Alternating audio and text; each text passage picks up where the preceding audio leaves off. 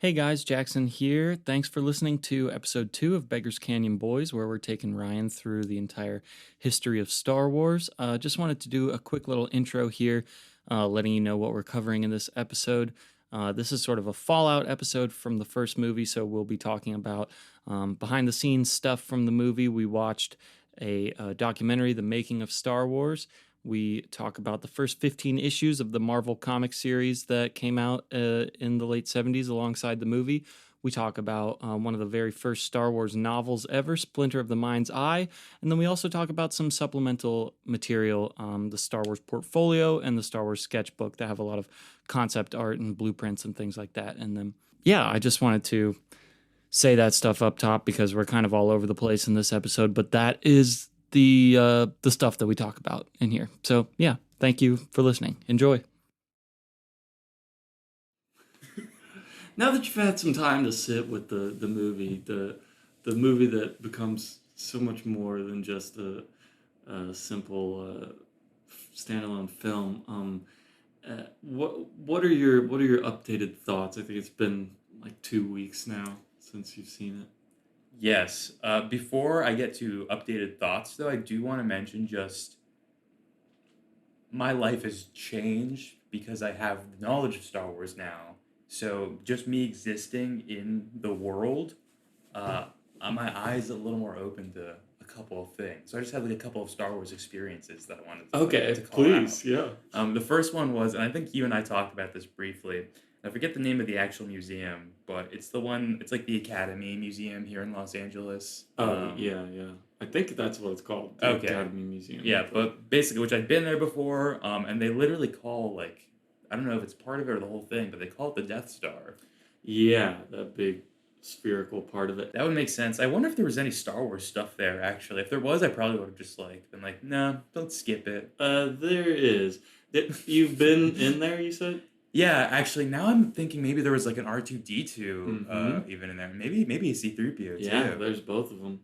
I may have photos even, just like from being in the room. So I actually, the first when I went there, I didn't even realize it was called that or had that like nickname for that spot. But I found that out because the KFC I go to here in Koreatown, that's a little like, hey, these are like notable spots in Los Angeles thing up. And for some reason, the KFC is one, and I still don't know why. The building's kind of interesting looking, right? It is. It's like It's got angular. like the chicken bucket going around the outside. Yeah, bit. it does. Yeah, I guess calling it angular doesn't really define it differently from other buildings. It has like corners and walls. Yeah, and stuff. yeah. But yeah, so I saw that like listed there as like Death Star, one of the notable places. And so just to paint out the picture, this was a few days after we watched the movie, by the way. I get my KFC, and I literally, on my way back, I'm like, by the way, I think I texted you at the time, or maybe I was about to, but I was like, maybe I should save it for the podcast, which may have happened. So you may not have received the text. But as I was like maybe writing to you, walking, I heard these two guys, and one dude was like, yeah, so Star Wars literally changed our lives. We wouldn't be friends if Star Wars didn't exist. Wow, that's awesome. And I was like, what the heck is going on? This is so weird. It's like one of those things where you hear a word for the first time or something, and then you start hearing it like used in common conversation over and over. Yeah, that's pretty much what's been happening, I guess. Wow. Well, we'll see if Star Wars is what makes us stop being friends. Yeah, we will, because I know I've mentioned this a little bit to you, but we have not really talked about Star Wars that much since. But the more time that it's been just roaming around my headspace, the more I've had to think about it. With each passing thought, I think I like the first movie a little bit less. Oh my god, that's crazy. Well, why? Well, okay, I will say, I think a major factor in that was us reading the comic book right after, dude. Okay. Well, for a little preface, for this episode, we maybe should have just said right up top that what's gonna be talked about in the episode. But, yeah, for this one, it's kind of like the after effects of the first movie. So we'll talk about fan reaction, the comic books that came afterwards, the first novel that came out afterwards, a few little like reference books and things like that, some behind the scenes things, and sort of everything up until the holiday special. I'm very excited for that too. I'm really excited. Yeah, at the end of this episode, I would like to like get your thoughts on what you think that will be. Okay. Yes. But, yeah. but we can save that for the end. But yeah, so that's kind of what we are going into in this episode, and we read the first 15 issues of the Star Wars comic that came out in 77. Started like 2 months before the movie came out. So like is kind of just being adapted from the script written by Roy Thomas, those first few issues, and then it switches to Archie Goodwin, I think. After that, after they finish adapting the movie. Yeah. Well, I think, okay, comparing the comic to the movie, it started making the movie feel a lot more hollow for me, which I feel so weird. I feel so bad saying these words. It's okay. It feels like I am in a church, like knocking over the crucifix and like rejecting the holy wine and the bread and stuff. But I don't know because like okay, we talked about it last time. The first movie is pretty fast paced, like moment to moment. Whereas like the comic it felt like at least it gave me a little more time to breathe with characters and stuff, and also you get like the narration and you get some introspection from them, so you get a better idea of like where they are at. Because also I mentioned this last time, I don't think the acting in the first Star Wars movie is that great, so I don't think they're that great at telegraphing what their characters are thinking. Well, that's. I mean, I can see those points. Your knuckles are red right now. I'm like scraping gunk off of the top of my feet right now because I'm so angry. No, it does not like make me angry to hear that at all. I do kind of think that's a little crazy. Like, not like, oh, you know, at all trying to invalidate that opinion, because like you're a smart guy and you can think whatever you think about stuff, but I thought so much was lost in the adaptation that makes the movie so special in my opinion. But before I talk about that, I just want to address what you said about it. Like, yeah, I think that those are valid points. The movie is very fast paced. There are some nice moments in the comic where, like we talked about on the last time, especially not getting Leia's like interior and thought process. There was at least one page there where it was like narration boxes about Leia's like inner thoughts, about how her like sense of responsibility, and that the rebellion is like relying on her, and that she's putting that duty before the safety of her own family and home planet and all that, which is, you can read into that in the movie, but I would agree with you that that's not necessarily communicated super effectively in the movie, and that is a cool POV. And then also with the slowing down, I think particularly the scenes, and I think this is because he's adapting it from the script in the first two issues and not the movie itself, is the scene where Luke is hanging out with Biggs Darklighter at the beginning, on Tatooine, and Biggs is like home on leave from being at the Imperial Academy, or no, in the original script he was at the Imperial Academy. In the comic he is saying that he is like already fighting for the rebellion, and Luke's like, "You're with the rebellion? I want to go, but I gotta stay and help my uncle." I like Biggs and Wedge. I wish they, because I wish they were in the movie a little more, because there's also that scene at the end of the comic that is the deleted scene in the movie too, where Luke meets up with Biggs again on Yavin 4, and he's like, oh, the stories I have to tell you. Oh, we'll have time for all your stories when we get back. And then obviously he dies in the Death Star battle, and they never got to talk about their stories. Yeah, pretty sad. Yeah. Sort of bringing the podcast down, dude. I know. Sorry, I just talked for a long time, but those were the two specific things in the comic that I really... Mm-hmm. At least those are the good examples of the points you're making, I think. Yeah, well, honestly, now that you're saying it, now that I'm thinking about it a little more, too, and being challenged a little bit on it, I will say I think I do, because I watched it first, I did get the benefit of being able to superimpose, like, parts from the movie onto the comic where things may get rushed over. So, because I was like, oh, I have the connective tissue, I can just fill in the blanks of like anything that's missed because I saw the movie. Right. So I guess really for me, it's maybe not so that the comic is like better than the movie, but it has a lot of the components that the movie is missing. So together it feels like, okay, now we have like all the proper ingredients for everything. Yeah, I could definitely see that. And I will say that's a good point. There are moments though, obviously like, and we could talk about this when we maybe get to that making of Star Wars documentary section. But I think what they said in there was that at the time, Star Wars was like the movie with the most special effects in it that had been released thus far. Yeah, that's what they say. That's verifiable or not, but that was like a pretty insane fact to hear.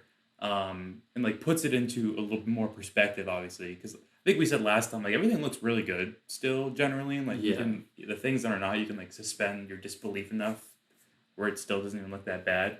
But yeah, I feel like the comic had an advantage because it is a comic where a lot of cool moments from the movie looked better to me in the comic because of the way that it was like illustrated. And I know I mentioned like briefly some of these to you, but like for example, Obi-Wan Kenobi's fight with Darth Vader. That is really cool. Yeah, it's very, very awesome in the comic. But then to your point, the one thing that's missing, which you mentioned last time, they don't do like the red lightsaber thing with Darth Vader, which was a moment you sort of spotlighted as being like pivotal and cool, which I agree with.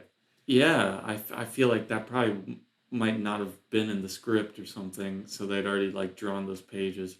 Yeah, they're all just like the pinkish color in the comic. Yeah. So it could have just been like, a beam of energy comes out or whatever. I don't know exactly. I will say though, he does look super cool and contrasted in the comic because everything else is super colorful, like high saturation. I really like the coloring of this comic. Yeah, it's nice. And then Darth Vader is just like sort of a black hole within it. Yeah. Which sort of does an effect in their own way. But I guess that's sort of, it is interesting, like, when they got the script, I guess, and versus, like, what was in the movie and not whatnot. Yeah, I mean, that's really interesting to me on just, like, a logistical level of, like, okay, so there's, like, an interview in the back about Roy Thomas talking to George Lucas at the end of the first issue, and it's just like, yeah, he was, like, this guy who had made a couple of movies before, and they like read the script and saw some of the concept art and stuff and were like, okay, like, yes. And then I think he showed him like stills from shooting and things too. Yeah, I think you're right. It does have the advantage of not really having to hold back on what it's showing because of like a budget or effects reasons. I mean, you could just draw whatever you want. And yeah, specifically that fight, the Obi-Wan and Darth Vader duel is really cool. The art for that. I think that's in the 4th issue, maybe the 5th one. And the artist we should shout out. Honestly, it's the whole creative team on the book, though. Because, like, the art is really good. I really like it. It does very, very subtly remind me of Bill Sienkiewicz artwork sometimes, like I said. But also, like, the colorist is really, really good. And also the inker is really good. I don't know if you noticed. It's, like, these denser, like, thick ink lines that make the book have a really unique style. Yeah, I mean, it does look different than. I mean, these were published by Marvel in the late 70s, and it looks pretty stylistically different than just like the standard like Marvel look at that time. Yeah. I mean, it's definitely got some similarities and things, but I agree with the inking. I think that's what makes it stand out. It does get messy on some pages, though, especially, I forget what they're called, but basically towards the end of the book when they're getting ready to go fly their little their X-Wings? What are they? Is it X-Wing? Yeah, yeah. Their X-Wings. Is that actually it? It's called the X-Wing? The red and white ships? Yeah, the things they fly to go kill the Death Star. Yeah. I'm really proud of myself for getting that one. Because that sounded wrong in my head. I was like, no way, it's the X-Wing. Well, no, you're right. Millennium Falcon also, to me, whenever I think about it, I'm getting off on like a tangent, but whenever I think about Millennium Falcon, I like associate it with Star Trek for some reason. I don't know why. Maybe because of Vulcan? Maybe. I don't know. I don't know. I was trying to just think if there's anything that sounds like that in Star Trek. I don't really know that much about Star Trek stuff. I hadn't seen any Star Trek either until a couple episodes this year, so. Oh, really? Yeah. So they were both just like nebulous space series in my head. So I'm sure a lot of things has been intermingled between the two. But to your point, you're saying usually Star Wars would be like seen as more action-packed. Star Trek. Yeah, it does seem like Star Trek's thing is like slower social commentary, whereas that's not really Star Wars thing at all. No. Not yet. Okay, all right. I'm getting ahead of a few years ahead of myself. Yeah, I mean, we can discuss how successful each of these things are in attempting to be. Oh no, okay. George Lucas now would tell you that like Star Wars is like Vietnam and like the Empire is America. Oh. Mm-hmm. Oh, okay. So it was, yeah. I don't know if the lychee tree vibes from the first movie. Yeah. Really giving Vietnam. Yeah. Okay. That's what he says now. I've never seen that in old interviews, but also maybe he just didn't want to talk about it like that at the time to like remove. Yeah. Because the Vietnam War was still pretty recent when the movie came out and stuff. So it really doesn't seem like it's trying to make commentary though.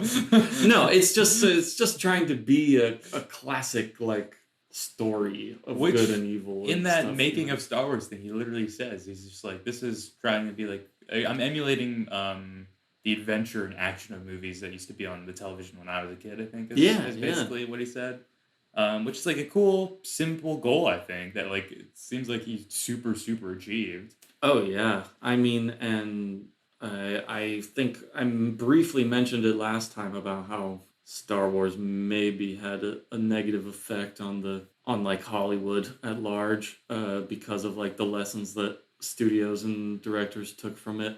Because like he says in that documentary and at the end of the first issue, there's a little like quote from George Lucas, but it's pretty much just in different words the same thing he says in the documentary. The documentary, by the way, I'm pretty sure it's just called The Making of Star Wars. And it was an ABC hour-long TV special that aired 2 or 3 months after the movie came out. Narrated by 3CPO and R2-D2, notably. Yeah, C-3PO. Oh, what'd I say? 3CPO. Yeah, it is really funny how it's okay. Look, I don't mind. I'm just letting you know. You know what's funny though, actually? Before...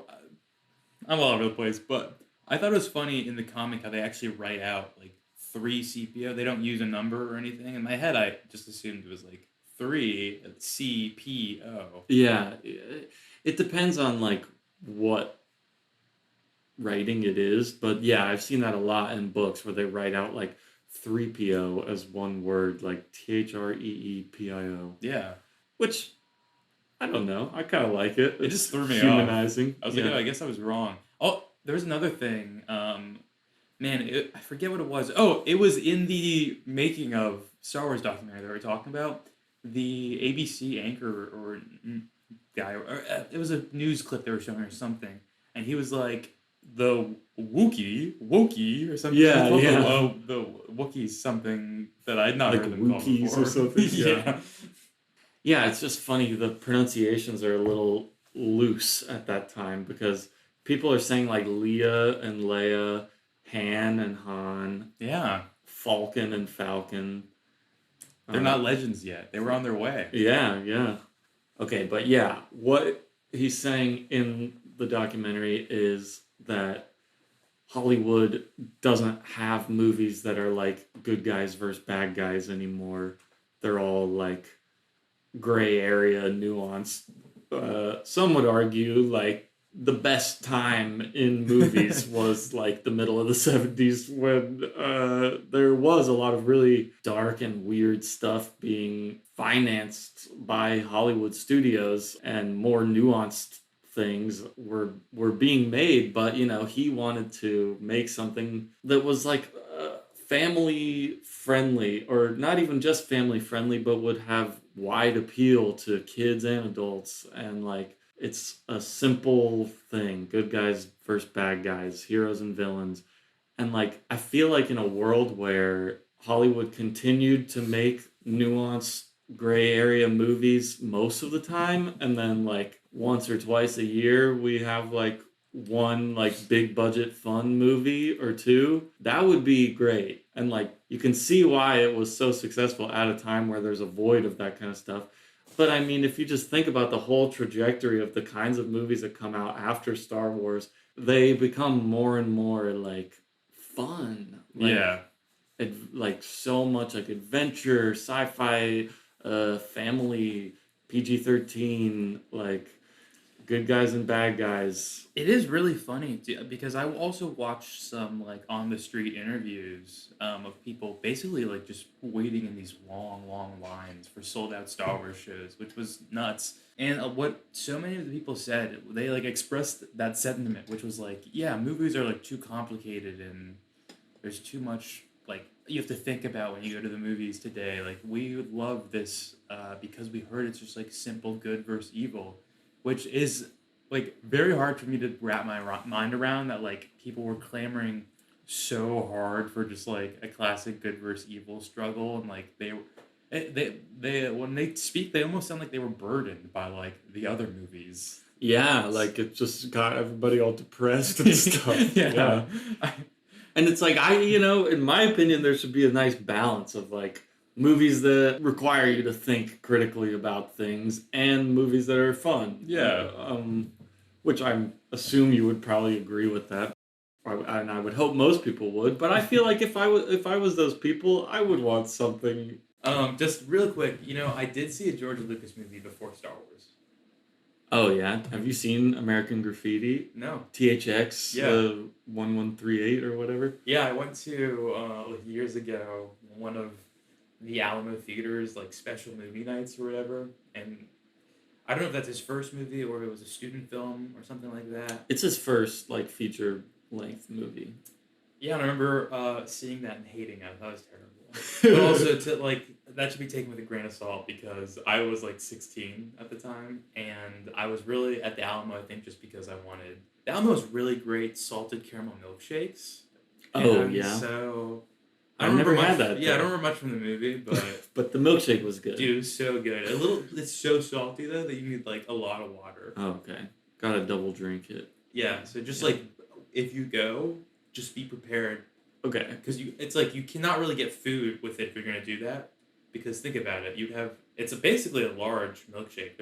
You can't choose like a small size. Are you following? Yeah, okay, no. It's just like I noticed the eyes are. I was looking at your hands off. showing the size of the milkshake. Okay, well, if you want to talk more about Star Wars, we can do that too.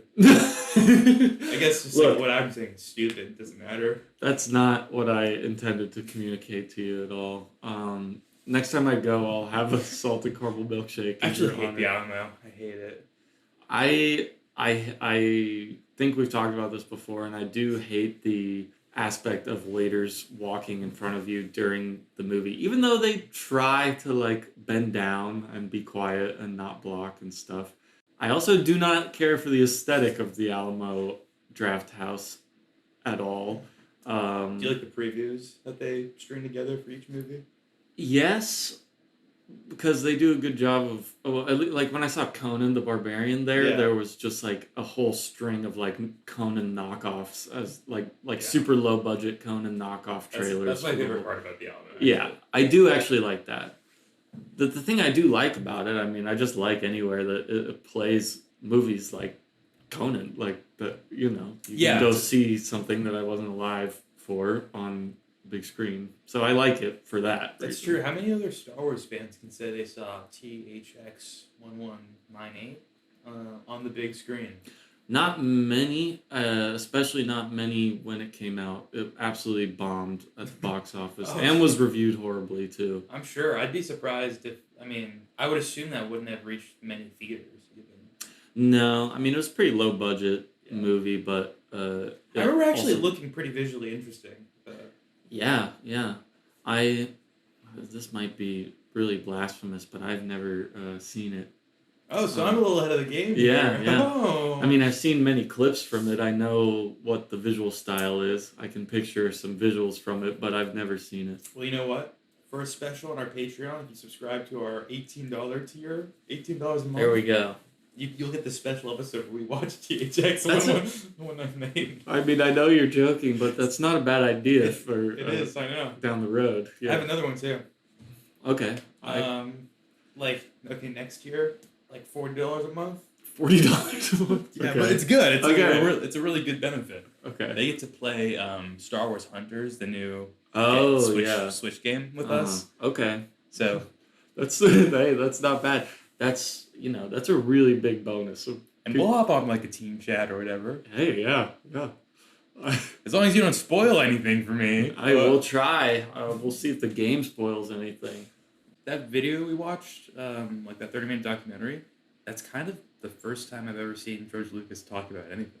Really? Yeah. I mean, that's the first time I've ever seen a young George Lucas. Like, I only have the older man image of George Lucas in my head. Yeah. He's pretty, like, shy and just kind of maybe...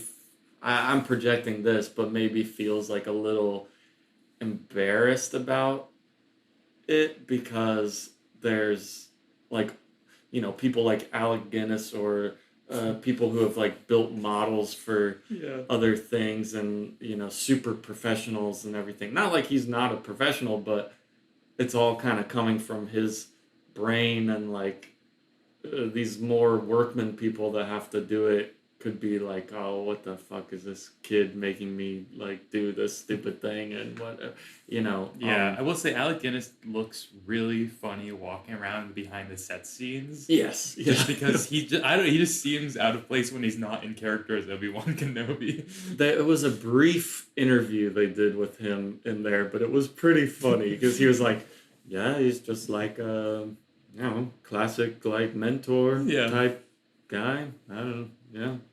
Tried to think about a guy who isolated himself from the world, and I don't know. It was just, really fascinating to hear that stuff. What's Princess Leia's actor called again? What's her name? Carrie Fisher. Right. That feels like such a famous name. Like, hearing it, obviously I should know that. But she also had a really funny, like, interview section in that video as well, where she was like, it cuts to her playing an arcade machine game. She turns around. Like, oh, hey there. Yeah. Just very funny. But what was interesting, like, about that part was they were talking about the sequel to the film. So what we're gonna watch in the future. That's already been released to us, but at that point, it sounded like they were writing it. And this is what she says. I don't know if this is true or not. She was like, they're talking about doing an ice planet and a tropical planet in the second film. Yeah. Are both those planets in the second film? I don't want to say, but it is interesting. I feel like I do know, I know there's an ice planet in Star Wars. Yeah. I don't know about a tropical planet. Yeah, I mean, I'm pretty sure I know what she's talking about when she says that, but that is interesting. And doesn't she also say something about, like, I think I'm gonna be in a love triangle between Luke and Han.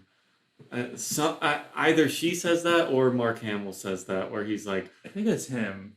"Oh, maybe I'm gonna get to kiss her again," and the night or something like that. Like, Yes. Yeah. Which they also kiss in the comic. yeah. This is another thing, but I was reading this the fan newsletter that was called Bantha Tracks, that was coming out at the time, and a guy's interviewing Mark Hamill. I'll just read a little section of this. And he goes, "So, what do you think of your co-stars?" Let's see, who's the interviewer? They don't even say. I just wanted to shout them out to give them credit, but okay. So he says, "What do you think of your co-stars, Harrison Ford and Carrie Fisher?" Mark Hamill says, "We're like a family. Carrie's my little sister, and I'm Harrison's little brother. Harrison is a serious actor and a brilliant one. I'm surprised that he didn't get an Oscar nomination for Best Supporting Actor. He was just riveting, I think. During the filming, I had a crush on Carrie, even though he just said that she was like his little sister." "Did you really?" "Oh yeah, I really love her. She's a wonderful girl, and I really fell in love with her. Not at first. At first I thought, she's Debbie Reynolds' daughter. She's a movie star's kid. I didn't give her fair appraisal. Do I get the princess in the next picture? Can I just hold hands with her?" The interviewer goes, "You got a kiss in the last picture." And he goes, "The Wookiee got a hug." And then the interviewer, this is the really weird part. Oh no, this is already out there. Yeah, the interviewer goes, "You got 2 kisses, one on the cheek for luck just before the swing, and one before you got into your X-Wing. And she hugged you when you got out of the X-Wing. You got 2 kisses and a hug in the last picture." And then Mark Hamill goes, "Woo, I guess I should count my blessings." But that's just crazy to me that the interviewer is like, "Actually, you got 2 kisses. Yeah, one at this time and another one, and you got a hug." I mean, he walked so Star Wars fans today could run, dude. He's what starts the ancestry of Star Wars nerds being like, actually, this is what, being more precious about it than the people who actually made the movie. Yeah, according to the Kiss mathematics of the film. Yeah. I mean, though, I know you maybe heard me say this about like games and stuff, but it's a fun thought. There's someone in the world who's like the best at everything or the most knowledgeable at everything. So there is someone in the world who has like the most Star Wars knowledge, and there's probably someone in the world who has the most intimacy Star Wars knowledge as well. Yeah, there is a guy now, I don't know his name, but who works for Disney, who's just like the canon master, and like that's his job, is to like be the guy who knows the most about Star Wars. That sounds like it'd be fun, but I'm sure that gets excruciating. Oh yeah, because it contradicts itself quite a bit as well through, I mean, not necessarily in the movies, but so many different writers and stuff contributing different things. Like, I mean, I'm going to assume the comics that we read that happen after the events of the film are not ever mentioned in the second film. No. Okay. Not at all. Yeah. Not at all. I was like, I shouldn't go in with that mindset because I'll just like feel weirdly disappointed, I guess, if something's not continued when I thought it was going to be. Not that I want that comic storyline continued. Yeah. I mean, at least not yet. There's nothing in these first 15 after the adaptation of the movie that is ever going to be mentioned again, to my knowledge. Hopefully my favorite character, though, sticks around, who was introduced in those issues past the movie adaptation. Who, Jax the Rabbit? No, not even the Quill one either. Oh yeah. What was their name? It was like Hedgie. Yeah, Porky something. Terrible. Porky like Quill or the Looney something. Tunes gang. Yeah, Han Solo truly, yeah. But no, she is part of that gang that Han Solo assembles. Oh. It's Amazing Den Mother of the Black Hole gang. Yes. Or Amazia, Den Mother of the Black Hole gang. That's her name. Okay, yeah. She was like the sexy one who kind of has a little crush on Han Solo by the end. She's got like this white hair. She's got these ridiculously poofy pink shoulder pads. Yeah, She's just like yeah. scantily clad in red. Mm-hmm. She's cool. I just thought the character design was like hilarious. It stood out to me. Well, I guess we can, make this be the section where we talk about the rest of the comics after the adaptation. Unless there's... Well, Before we do that, Yeah, we could let me actually just say a couple quick more thoughts about the comics that were the adaptations. yeah, true. We did breeze over them. I also have more thoughts on them too. Okay. Well, hey, we can talk as much as we want about it. There's good chunks of this that I could cut down. So subscribe to the Patreon if you want to hear a special deleted scene about the Alamo Theater. Yeah. Think about it. The unedited version where we talk about if Khan exploded people's heads is more badass than the trench run. Yeah. Trench run would be cooler. Just like, now that I'm thinking about it, like when you say it like that, not to get us off track again, but it's cooler. Just because the spectacle of this Death Star exploding in space is insane. Because the spectacle of the Death Star is insane.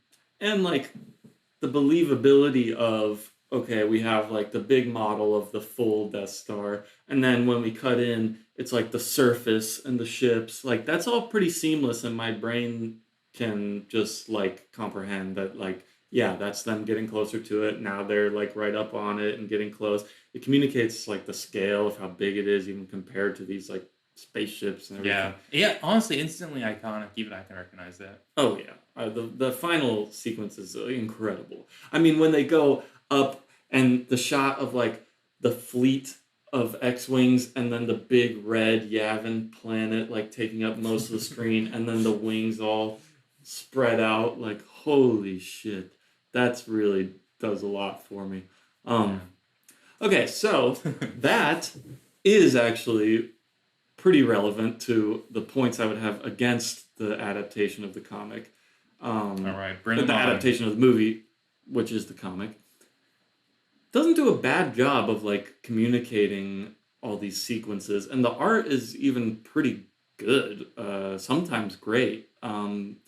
But the thing is, you've got all these moments in the movie, like the one I just described, like the one where the Millennium Falcon is being pulled in by the tractor beam into the Death Star, and you get that side shot. That's the exterior of the Death Star, a couple guys, the two big cannons, the Millennium Falcon going in like that, and then it cuts to like the head-on, it's entering the docking bay, like shot, and like the music's going, and there's just no talking, and that's sort of like a transitionary moment between like the last episode and the next episode, and we're talking about it like an adventure serial type thing, and like those little atmosphere moments are so powerful to me, that that's pretty much completely absent in the comic, and the music is a huge part of that. But for sure.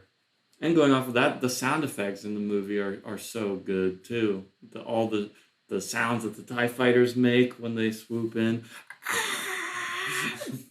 the lightsaber. I'll do all the sounds. What about the droids?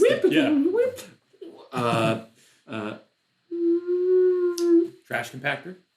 Yeah. You're not going to do that one? There we go. Yeah. When they're powering up the Death Star laser. Oh, yeah, wait. You should do one. I should guess it. Yeah, okay. Well, I did most of the... now they're going to be niche ones, but... Man, let's see if I can even think of any. If I think of them, I'll do them as we go. Okay. Well, that was cool section, though, me doing some sounds. I guess just like it could have been like a fun game. I know. I'm just saying I can't think of any off the top of my head. So if well, like you didn't do like Chewbacca. Yeah, but I didn't want to do really Chewbacca. Easy. I would recognize that. Even if it was bad, you'd probably still know what I was trying to do. Yeah, you could do Yoda.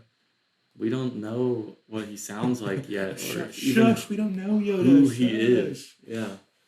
And then, the other thing that was lost to me in the comics, I know this probably wasn't an issue for you because you didn't really care for Harrison Ford's acting, but... I like Han Solo better in the comics. That's so crazy because I was screenshotting these moments that I love in the movie that I think are like such good moments in the script, and then like, and that are delivered really well in the comic too.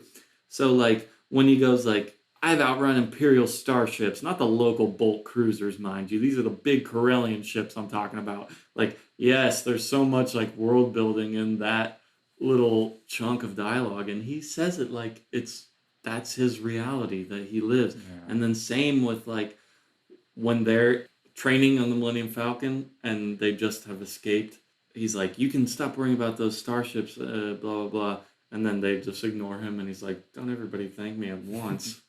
Yeah. It's like I love those, but this is all that whole thing in the comic. I mean, it's just all on one panel. There's no timing to it or anything like Yeah. that kind of stuff is a little lost in the comic to me. That is fair, and I guess where it balances out in my head, and maybe this is like kind of a medium preference thing, but to me, getting some thought bubbles from them or the narration like text box from them does so much for me.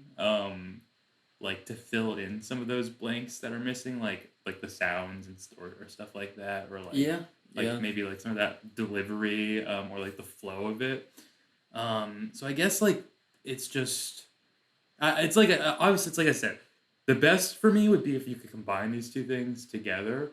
But like I think it's so hard to say. I guess it'd be interesting if I'd read the comic before seeing the movie. Yeah, But I'm like just thinking like what would I enjoy subjecting myself to again? And I think I'd enjoy subjecting myself again to the comics before the movie. wow. Yeah. But it's just for like certain moments I thought like lended themselves to being so much cooler. Okay, you pulled up an example. I'm going to pull up an example Yeah, now. please. And it is.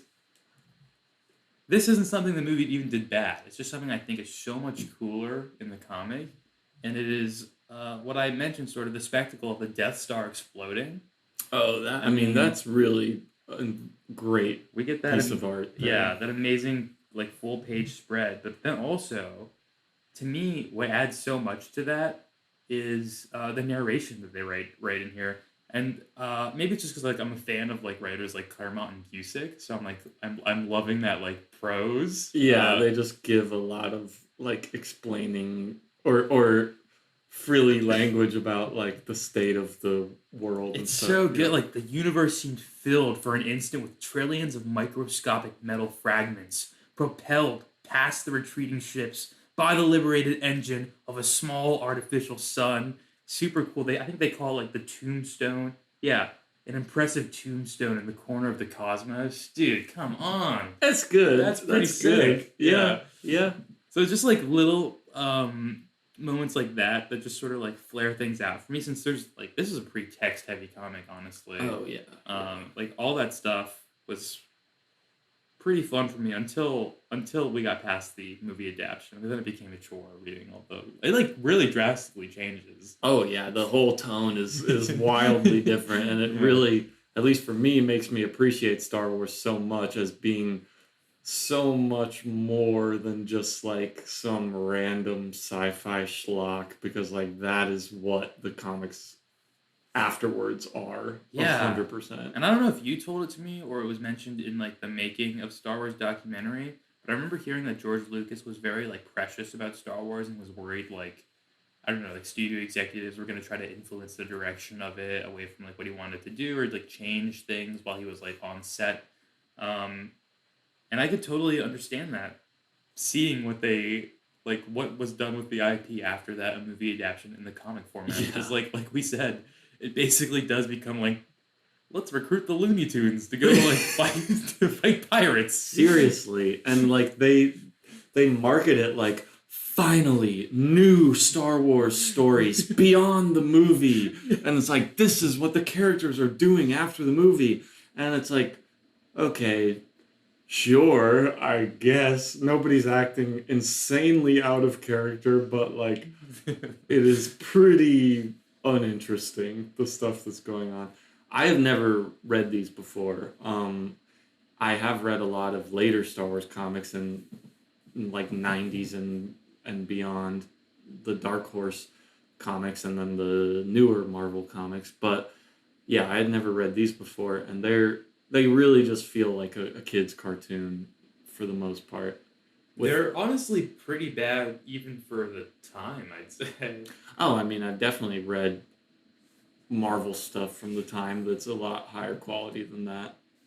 Yeah, there's definitely way higher quality comics coming out at the time, and like they, it feels like they're kind of just filling a need because like people will buy Star Wars comics, and so they need to write them. Like nobody has like a good idea. Yeah, and I guess, man, you have so much knowledge that I don't on this stuff, and I'm like, I have so many curious thoughts that you know answers to, but you can't tell me. I'm curious if they chose to sort of focus on Han Solo as like the central character of those comics that follow after the movie adaptation because they knew Luke was going to be more central in the second film. I don't know if he is or not. I don't know how central Han Solo is. But I thought that was interesting because I would have thought you'd follow who I sort of deemed as like the main Star Wars protagonist, Luke. Yeah, But yeah, it goes with Han Solo and Chewbacca instead. yeah. You're right. I thought that was interesting too, but I at least like yeah, the first arc I guess is like a pretty Han Solo focused, and I think if I had to assume, it's just because he was so popular and well liked, and everybody, you know, even if he wasn't the main character, he was like everybody's favorite character. So they want to see more like Han Solo and Chewbacca Yeah, stuff. he's like one of my least favorite characters. That's wild. I think he's so cool.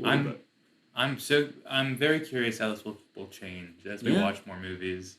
I mean, you know, You think I'll come around to him? I hope so. I don't know. I personally think all the characters are a step up in the second one. So hopefully you'll agree. But if not, that's okay. Well, I've got all my Star Wars opinions right now are super fluid, and they're going to be influenced heavily by the path we walk forward. Yeah.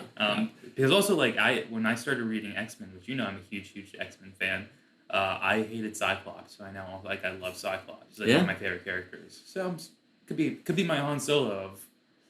I mean, honestly, me too. Cyclops is like my favorite X-Men character, and I really did not like him when I was before I, when I kind of just had like a general knowledge of X-Men, read a few things here and there, seen the movies before I like dove deep into like the Claremont run and everything, and then beyond. Like I did not care about Cyclops at all. Mm-hmm. Yeah. So I think Han Solo is great in the second movie, but I also think he's great in this first movie. So maybe you won't agree with that either. But will be interesting to see. It sounds like my most controversial opinion on Han Solo is I didn't like his acting in the first movie. It sounds like people think he did a really good job with it. Yeah, I mean, you heard Mark Hamill say he thinks he should have been nominated for Best Supporting Actor at the Oscars. Yeah, and he knows more than me, but I'm just saying my opinion. That's how I interpreted it. I don't think he necessarily. I mean, he does know more than you about Star Wars, and he's older. He probably knows more about life than either of us. Acting too. Yeah, sure, but finances, lawn care, probably even. I don't know. Yeah, but I'm trying to say that doesn't invalidate your opinion. About it. I just don't want I don't want to be like rudely critiquing acting from like a standpoint where I shouldn't be. I'm not saying he's like a bad actor or anything. I like him. I'm just saying I didn't like how he played the role, I guess, or it didn't seem like super believable to me. But I do think you're right that is what most people would think is your most controversial opinion about it. Because I mean, I don't know. It's not like sticking under my craw or anything like that. But that is the one thing that I just all your other points on it, like I even agree with. And are they more important or maybe outbalanced by other things? Like that's I think different for us. But that's the one that I just kind of straight up disagree with. Yeah. But well, I'm hoping the second movie will just like close that chapter of my opinion on Han Solo, and I can move on. And I can be a Solo head. What are the Solo fans called? Han heads. That's good. That's good. The only thing that popped in my head was solo-realists. Oh yeah, kind of like rolls off the tongue in a way where like it's almost falling off the tongue. Yeah. Where like your tongue might fall out if you try and say it. Yeah, I'm not even gonna attempt it. Don't. Okay, so yeah, I guess we probably don't even need to say too much about the comics that happen after the movie, but it is kind of funny. I guess like the first few issues are like I was excited at first because it's like, oh, Han Solo has all his money. Now he's gonna go try and pay back the bounty on Jabba the Hutt. Like, yeah, I thought we'd see Jabba. Like this could be really interesting to see what like an early depiction of that would be. No, immediately this guy called like the Crimson Beard or something comes in, steals all his money, and then it's like, oh, okay, this is gonna be like an episodic type of like children's cartoon where nothing advances.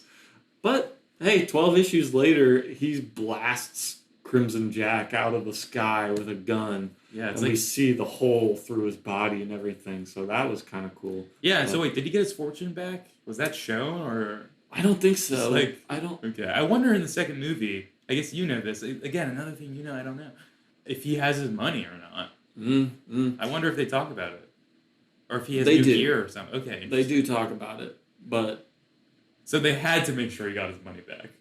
Yeah, somehow I guess. I mean, we haven't read what the comics that are right before the next movie came out, so I am curious to see if they actually make attempts to lead into it in a smooth way or build up to it, but I don't know. What's the second film called, by the way? The Empire Strikes Back. We could, before watching The Empire Strikes Back, do like, I don't know how many issues it is, maybe like 3, right? 5? Oh, up until then? Yeah, until Empire comes out, and then we'd have to maybe like 8 or 9. Oh, okay. Yeah. Well, now I'm like second guessing if I do want to continue to subject myself to it. I probably will. Well, if you don't want to, I will just read them, and if they start to get interesting, then maybe I'll tell you, like, hey, check these ones out or something. Yeah. Armenia of the Black Hole, the Mother Den of the Black Hole gang's back. You might want to check out issue number 18. Take a look. Oh my God, that was what was so funny too about the second arc that is about Luke on this planet that he's like, maybe we can build a new rebel base here. That's kind of his mission during this whole thing. He gets caught up in some like pirate war going on between the one cool thing, doesn't feel very Star Warsy at all, but a guy with a whole city on this big boat, and it had like the houses up on the mast of the ship and everything. It doesn't look Star Warsy at all either. No, like you start flipping through it and you're like, what happened? Yeah, like, it's like a weird like fairy tale. He like fights like the red Loch Ness monster. Like, yeah, there's a bunch of dragons and pirates and stuff. But yeah, he gets caught up in this thing, and Leia and Han and Chewie are captured by this Crimson Jack and his crew. And they Crimson Jack and Jolly. Yeah. Jolly is who I was going to talk about, who is the second, like, just random girl that quickly falls in love with Han Solo. But it's so funny the way it's written, where they'll be like, she's a man-hater. Because her father was mean to her and her mom. So she's a man-hater. She never trusts men. But then Leia's like, hey, that Han Solo guy is pretty cute, huh? And she's like, oh my God, it's making me have these feelings and thoughts that I've never had before. Maybe I am falling for Han Solo. And it's like, wait, what? Yeah, isn't that the moment where Leia's like, also like, and I kissed him? Yeah. And she's like, shut up, I don't care about your thoughts about men. Oh, it's just so stupid. Like, yeah. It's pretty rough, dude. It's pretty rough. Yeah, there was enjoyable, funny moments, I guess, like that, though. Yeah. There is some, like, really just dense, boring writing. Oh, absolutely. Well. When Crimson, or not Crimson Jack, I don't even remember his name. The large, like, captain of the mossy big pirate boat. Yeah. He starts going into his father's backstory about like, oh yeah, we were like the governors of this asteroid belt and like used a jammer to make people crash into the asteroids. And then I was like, oh my God, I don't care about Okay. Yeah. But when Jolly dies at the end of the section of comics that we read, she just smashes her ship into the bridge of the Crimson Jack has like stolen a Star Destroyer, so he has a big Imperial Star Destroyer. And the one other slightly cool thing, he has a fleet that's like an amalgamation of stolen Imperial and Rebel ships. That is cool. It also was cool when they initially board Solo's ship. I think the narration mentions like, yeah, there's like an odd like out of place person in stormtrooper armor as well, just like because they're just stealing stuff. Yeah, to, like, yeah. They're wearing like whatever armor they can find. I like that, but doesn't make up for a lot of the it other. It starts cool and quickly goes downhill. Yeah. But when it just has some text box that's like, okay, and then they go to explore the rubble of the wreckage of the ship, and it's just Jolly's like upper torso and head hanging out of a mess of metal, and Han like kisses her while she's dying, and it's like Leia or somebody says something about like, wow, like she actually got over her man-hating for the one man that she actually wanted to help, and that was you, because she was horny for you. It's kind of just like a big like feminist message that they just interplaced in that book. Really, really did a lot for women's rights and like women's activist movements at the time. So they're definitely not just like the women are not like fully manipulatable by their like feelings about the male characters. Yeah, it's also super. That is funny though. They do that a lot, and I'm curious if the movies will continue doing stuff like that, or not continue. They didn't really do it in the movie, but like Han Solo the womanizer is definitely more of a thing in the comics. Yeah. The blue lady who he's also trying to get with for a second at the bar, who like the other dude comes up and he's like, "That's actually my girlfriend." Yeah, and when he's like, "Hey, I'm gonna go for a walk with this lady. Are you okay, Chewie?" And there's like two girls on Chewbacca, and it's like, I think he's gonna be good. Yeah, I was like, okay. Yeah, it's a lot like sleazier than the movie is. I mean, and that's why I like this Han Solo better. Yeah, no, I feel you, because he's actually like getting laid. He's like cool and stuff. Yeah. I mean, I think it's like, implied that he's a little bit of like a smooth talking, sexy guy in the movie, but the only woman he interacts with is Leia in the movie, and he's kind of a little flirty with her at some points, but he just not like really. He doesn't strike me at all in the movies. Or in the movie, I guess I've only seen one as a womanizer character, though, which is funny to me too. I'm sure plenty of people are like, "Oh my god, he's like a dreamboat in this movie." Him and both Luke to me are just like two doofuses, like bouncing around in the pinball machine of Star Wars. Yeah, but I say that endearingly. Also. Yeah. In a bad way. I think that is like sort of the goal of their characterization, but I think that it's just like people thought Harrison Ford was so attractive. Interesting, yeah. Like, men and women alike, because men are attracted to girls and women are attracted to men. They all not always. Wait till we get to the later Star Wars movies where there's. Have you seen Episode 3 of The Acolyte? Okay, I won't ask. We'll get there. Yeah. Holy fuck. Just to be clear. Yeah, true. That's just real quick. I'm not one of these like haters of modern Star Wars wokeness. I do not care for the Acolyte show, but absolutely has nothing to do with there being lesbians in it. It's just terrible. But anyway. Wow. Okay. Yeah. Jeez.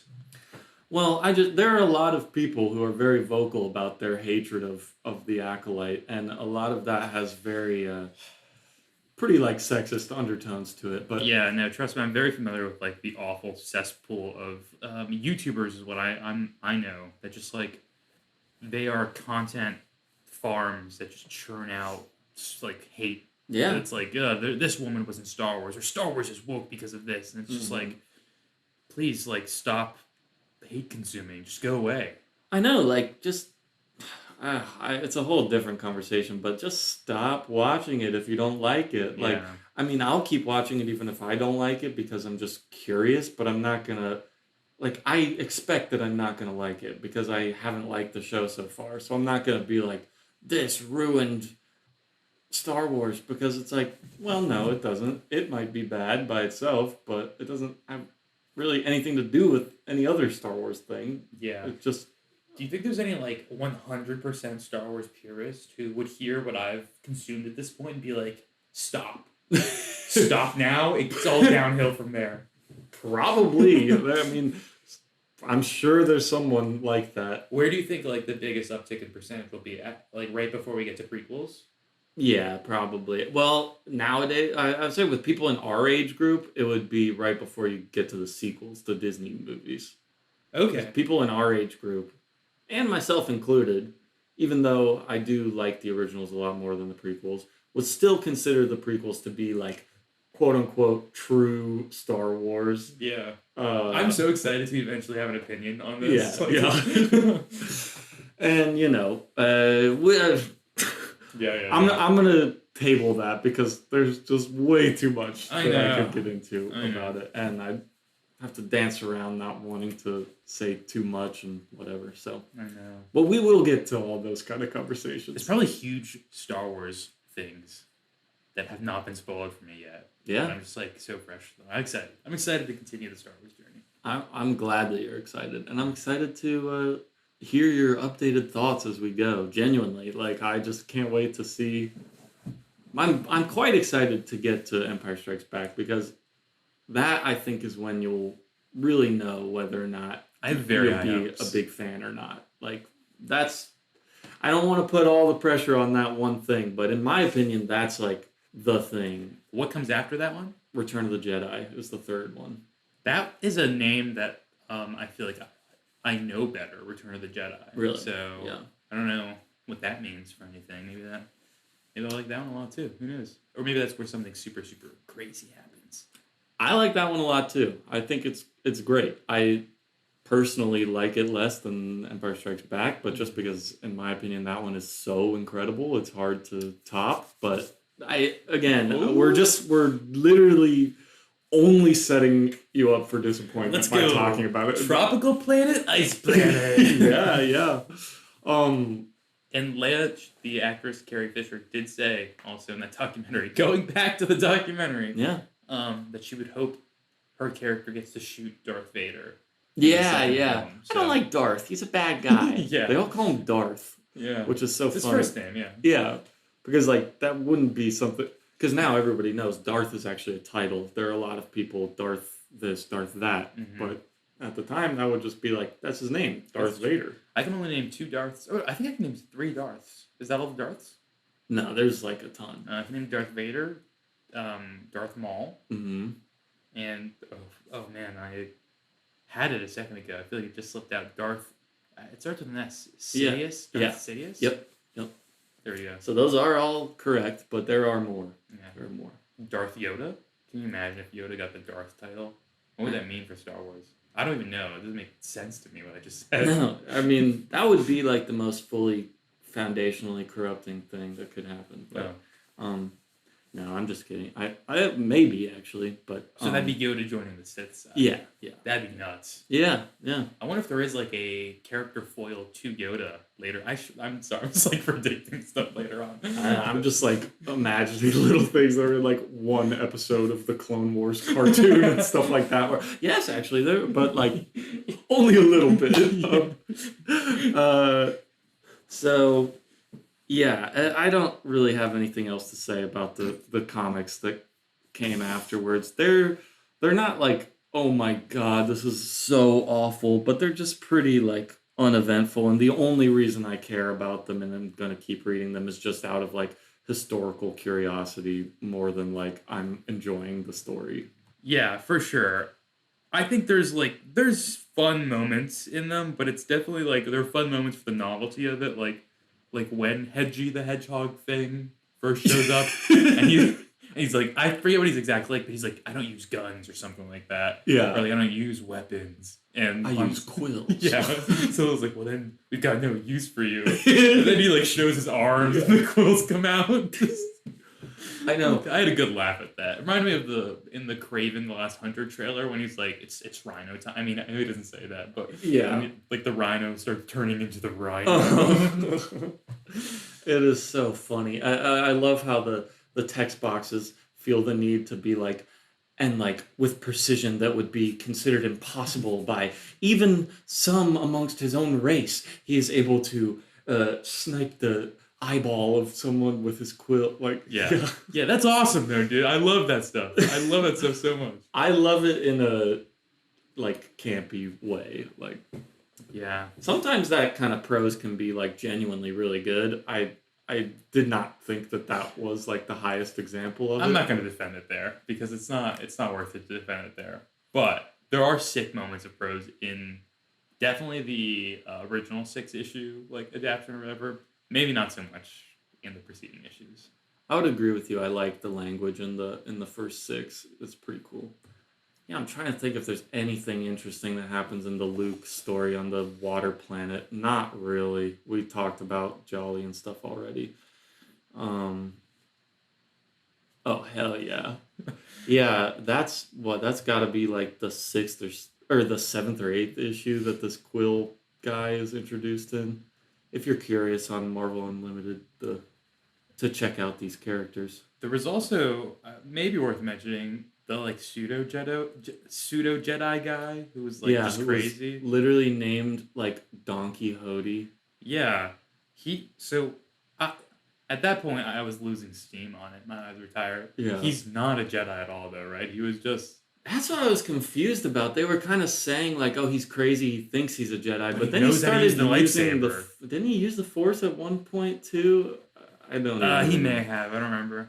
But then, like, he sacrificed himself, but then he didn't actually die. It was weird. I was like, yeah, okay. That was kind of interesting. That concept is really interesting to me, but they didn't do anything with it. Yeah, like mind rot Jedi is cool. Yeah. Like especially from like PTSD or whatever, like whatever it is. It was he was just wants to be back in the Clone Wars. I thought there'd be like some big reveal with him too, or like he was like some big key piece to this. Yeah. He's just a random side guy. Yeah. Well, do you want to talk about anything else from the documentary? I had a couple things from there just that I thought were like cool and unique. Oh, I did want to say, okay, they showed some early sketch designs in there. Yeah. I love the early sketch of 3CPO. It looks like a little less C3PO. What is it? C3PO. I even wrote 3CPO. Wow. And I wrote it why do I keep thinking that in my head? He's 3CPO. It's C3PO? Yes. Yeah. Well, I love the early design version of him. I don't have a picture up, but I don't know if you remember it. It definitely was like more human looking, but still this like, one. Yeah. It's like kind of cold. Obviously not as like fun loving as he looks in the movie, so I totally understand why they did it. But I just want to like highlight that I think it is like a pretty sick design. It definitely is. It's very inspired by Metropolis, the Fritz Lang silent movie Metropolis. That's I don't know it. A future movie. Not to like even discredit this art because it's not exactly the same and it looks great in this drawing, but it is super inspired by that. Like very similar. And George Lucas was like, well, I want it to be more masculine looking, and because that looks like pretty androgynous, I feel like. And then also they had to make it like less slim and bigger to like fit a human inside of it for like practical purposes. But really, you think it looks more masculine looking in the movie though? I do, yeah. That's I guess just through framing, the character always seemed like more androgynous to me, like moving around and whatnot. But I guess it's like not so huge a difference. No, I don't know. This looks like a girl to me in the design, but I can see that. Yeah, for sure. I don't know. He's got like like sexy hips, like big boobs. Yeah, so you're attracted. Yeah, I like it. Okay. I like this early design of R2 also. Okay, so this we can talk about. This is the Star Wars portfolio by Ralph McQuire. Ralph McQuire, a guy who did a bunch of the early concept art, these beautiful drawings of concept art for, I'm pretty sure he does them for all 3 of the movies, but this is the first one. This is what sold Gary Kurtz on the movie, along with George Lucas writing for it so hard. But these visuals were what you had to like latch onto as like, okay. So they released a book of these drawings in a few months after the movie came out, and Ralph McQuire, they kind of talk about the changes that were made from the concept art to the actual shooting of the movie, which is definitely interesting to me, and I think would be to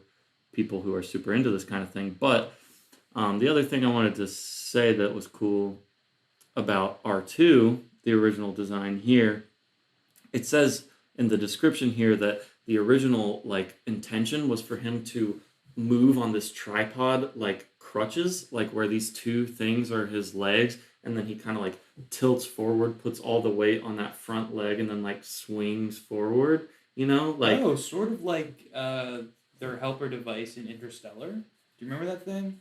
Yeah, actually. I wonder if that at all was inspired by original ideas from this. That's I hadn't thought about that, but that's very possible. But then they were like, when they were actually shooting it, it was like not going to work for it to move like that. So that's when they had it like, okay, it'll just be on a tripod and roll. Or if it's not doing that, it'll just kind of like wobble side to side. That is interesting, I guess, and you can sort of see like the remnants of the idea in the character design with like those, because I guess like a notable part of R2-D2 aside from just being like trash can structure is those arm things that he has. Yeah. And in this original thing, he's got a bunch of other like arms sticking out of him and stuff, which he does have like little things he sticks into the computer and stuff like that come out. But yeah, I mean these concept art pictures are so cool. I mean, the Tusken Raiders look pretty much exactly like they do in the movie. And I mean, I don't know. You can see, like, if you're looking at stuff like this, like, okay, if we can get enough money to actually make it look like this, like, we could have something pretty special. It's pretty interesting about looking at these illustrations, too. It really, I know that they're, I don't know if it's controversy or not, but like that Star Wars is inspired by Dune, or Star Wars took a lot from Dune. But like looking at them, it definitely does. You do get the sense that like it could also be pretty similar to Dune. Yeah. Oh, these are cool. In a way, look at this one. It has a stormtrooper with a lightsaber. Are only Jedi able to wield lightsabers? No, I guess not, because Han Solo uses a lightsaber briefly in the comics. Yeah, he does. No, like anybody in theory could pick up and use a lightsaber. It just is the weapon of the Jedi. But is there a reason they don't have a preference to use like projectile weapons? Well, all they say in the first movie, is like it's a more elegant weapon from a more civilized age or whatever. I think it's like a traditional thing, and they've used it for thousands of years and stuff.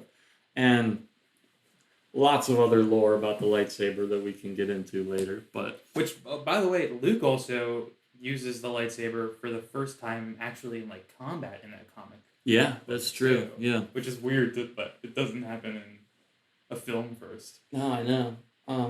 But you can understand why they would just want to do that, and like why not if you're doing the comic, like just have them use it. But yeah, this is interesting because this is like in the original script or something. Luke is fighting Darth Vader with a lightsaber at the very beginning of the movie here, like on the Rebel ship.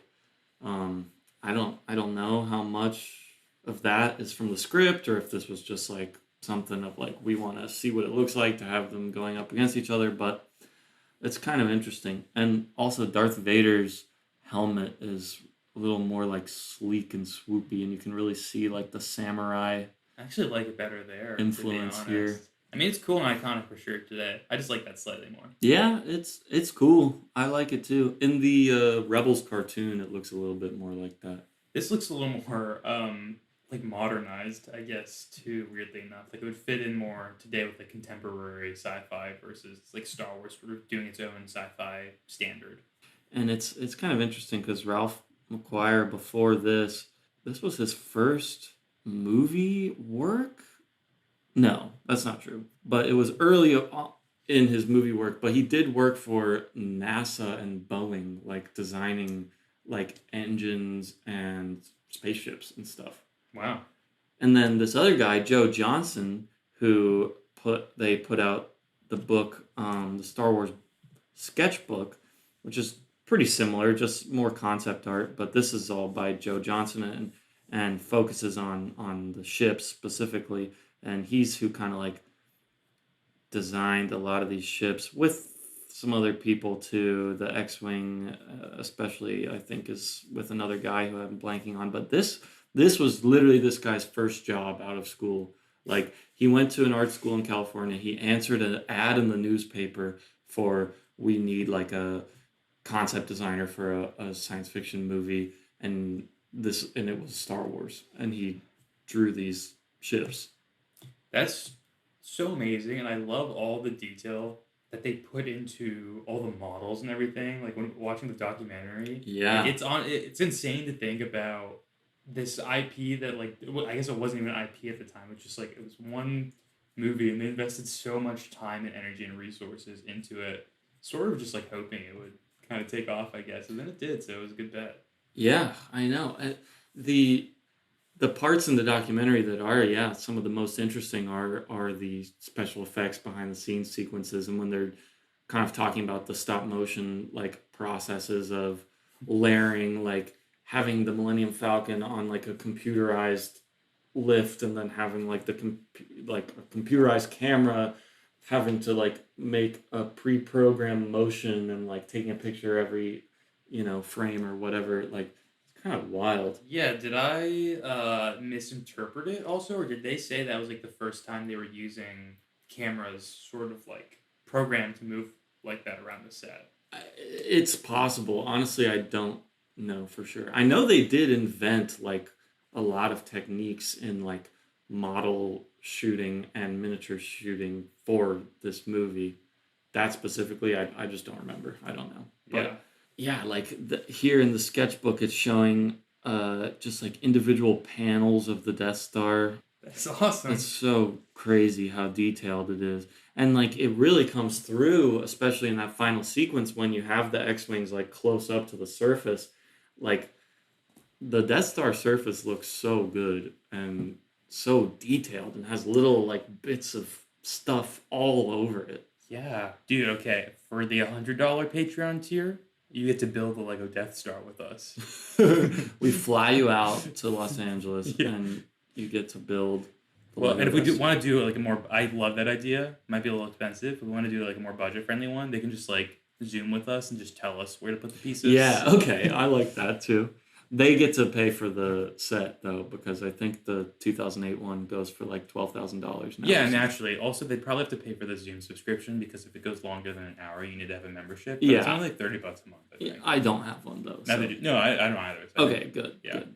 Well, but the level of detail, like I said, though, really is like pretty insane. And what I feel like hammered in that fact, watching that making of documentary, was even when they were talking about that brief chess scene that is on screen for like a couple of seconds maybe, but they were talking about how they're like they've got different points of articulation. We're spending time doing like the stop motion for them, and it's like that takes a lot of time for just like one little thing, and there's so many moving pieces. That might honestly be the most complicated like stop motion in the whole movie, because it's like actual limbs moving around versus I don't know if it's like the hardest thing to accomplish, but as far as like motions and things, seems like the most intricate. Yeah, true. Yeah.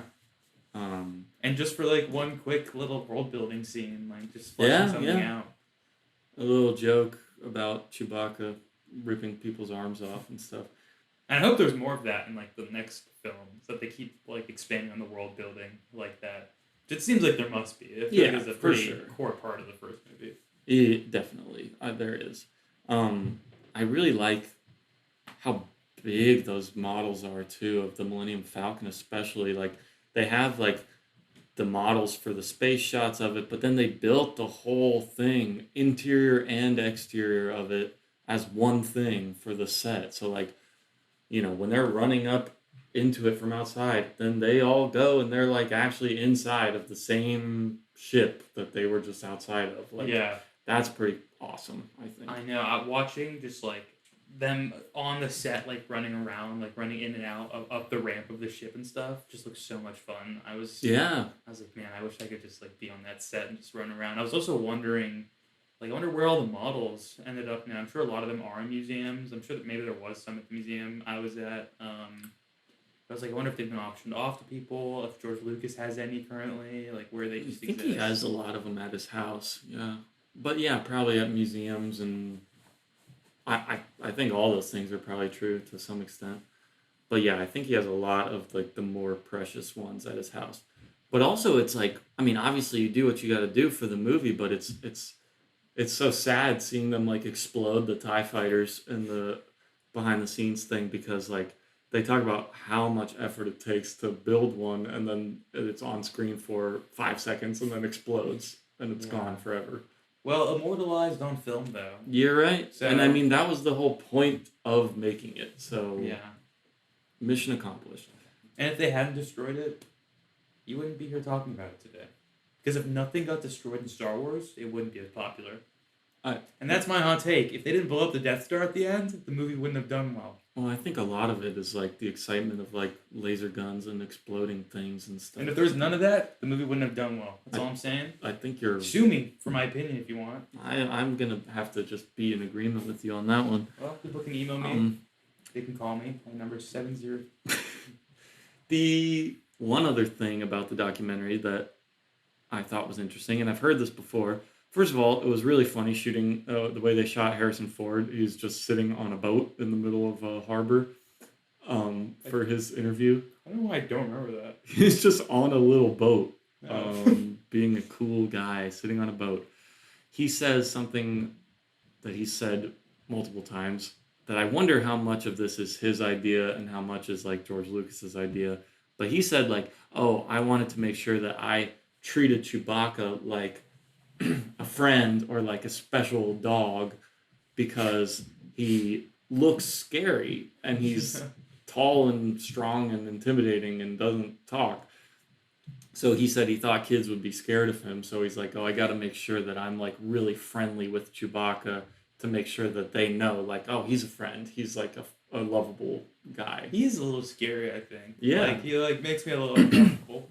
Well, he's threatening. I mean, they many times talk about like, oh, you don't want to make him mad because he'll fucking rip your head out. I'm super curious what his place in like Star Wars and the mythos of Star Wars is, because I can't see them doing much else with Chewbacca, which I'm sure maybe they do a ton more with him, but character just does that growling thing. So Yeah. it's always hard when you can't communicate. He also doesn't have like facial expressions he can easily communicate with, and he's just like this big hulking attachment to Solo, I guess. Yeah, that is very true. But he was really popular even right away, like even in this. And first I don't movie. understand it. I think it's just the design, and like he was so interesting looking, and he's just funny, lovable. I figured like he'd have a bigger role because I knew he was more popular. I just like thought, I don't know. To me, like the two droids, C-3PO Yeah. and R2-D2. I don't know if they are, but like should have been way more popular than like, which I guess probably they are, than Chewbacca. I don't know. They're They're that's a weird good little point. guys with a personality that is like exemplified, actually. Yeah, and they have like a ongoing relationship throughout the movie that gets developed a little bit. And Yeah. stuff. Whereas also Chewbacca, like I don't really know his relationship with anyone else but Solo, and then Solo, I don't even know why they're so strong. Like. Yeah, they've just like been together for a long time, friends. I guess I've seen the Solo prequel movie, Right, so I should right. know. But Well, I guess that is technically the real version of what happens, how they meet and become friends. So there's no arguing that. well, I don't remember, so it'll be exciting when we finally get to watch that one. Mm-hmm. Is there Star Wars movies you haven't seen, by the way? No. Okay, you've seen everything. Yeah, I haven't watched the Ahsoka TV show, but I do want to. I'm going to. I think that's... And like some of the Boba Fett show and stuff, but all the movies I've seen. Yeah. Okay. Also, I thought it was funny, not even that interesting, but I just thought it was funny the gymnastics they kind of had to do for R2-D2 and C-3PO are like the narrators for the documentary, and they have to sort of like walk that tightrope of like, we live in Star Wars universe, but it's also a movie that we're characters acting in, and Earth is the place where the movie is being shown. I love that. Though. Me too. It's I so think good. that's so funny. I love anything like that. The only other one that comes to mind right now is like how the Muppets will do that. Like, Yeah, they, like, yeah. But I think it's so much fun, and like I I remember there was like one where C-3PO was saying something about like R2-D2 not answering his fan mail or something. Yeah. Like, and they were talking about like maybe we'll have enough to buy our own droid with the success of the film. It's like, oh, okay. I hope the holiday special is like that a little bit. Yes. I literally am not gonna say. It's been a few years since I've watched it. My prediction would be along the lines of that, I think. Okay. It might be a good transition into an outro and things. But do you have any other thoughts on the documentary or anything? No, I don't think so. It was honestly more just like, oh wow, it's impressive like how much work and detailed work went into making this happen. And it seems like maybe it was a pretty expensive movie at the time too. Yeah, I don't know. Yeah. It was. But it was the most successful movie in all of history at the time as well. That's pretty nuts. But they were not expecting that. What eventually beat it out? Like Avatar? Is that Titanic and then Avatar. Maybe something else, but to my knowledge it was Titanic and then Avatar. Oh wow, it's weird for me to think that Titanic came after Star Wars. Because I just like don't generally have a place in my head's timeline to put Star Wars because I haven't thought about it ever so much. It's almost 40 years old. No, almost 50 years old. I was gonna say, yeah, but it should be older than that, right? Yeah, you're getting older. 47 years old. Yeah, well, it was a pretty cool documentary. There are, I think, better ones in the future, but that are slightly It was like more... a quick, short one. Yeah, it was like a TV one. Yeah. But it's cool to see how it's being talked about at the time, I think, rather than retrospectively. Okay, so very quickly, I'd like to just talk a little bit about the first Star Wars novel, or what's considered the first Star Wars novel by most people. This is a novel called Splinter of the Mind's Eye, written by Alan Dean Foster. And Alan Dean Foster, and Ralph McQuire, the concept art, did this art for the cover too. That's really great artwork. I like it a lot. He's really good. He's awesome. So this guy, Alan Dean Foster, was commissioned to ghostwrite the novelization of the movie that we talked about briefly, like that little novel. They brought him back? Yeah, they have him again. Yeah, he's the one who wrote it before its big success. Yeah. And then it had its huge success, and they said, still, you can come back. They could have gotten someone else. Yes, however, they did commission him, and he started writing this book before the movie even was released. Oh. And before they knew how successful it was going to be. Okay, I was going to give him a little credit, but... Which I think this is kind of the interesting part about it. The part of it was in the initial contract of adapting the first movie was that he was going to write a second follow-up novel that was going to be used as a blueprint for a low-budget sequel to Star Wars in case the movie flopped and they still, or didn't do that well, but they still thought they could make a sequel for low budget or whatever. That's awesome, actually. That's insane. Yeah, it's pretty fascinating. This is basically a second movie that never came. Yeah, but then they liked the book enough. After the movie was so successful, they were like, okay, we're not going to do a low-budget sequel. We're going to let George Lucas do, whatever he wants to do for the sequel. But we like this book, so we'll still release it as like a thing that's happening in between the movies. I'm so curious what the author thought about all this happening at the time. I wish we could get him on the podcast. Just sitting down for an interview. Well, I mean, let's see. Is he alive? Looks like he's still alive, so it's not impossible. Alan Dean Foster, we'll have our people reach out to you. Yeah, I've been to Mark Brooks' DMs before. We can get this guy. Okay.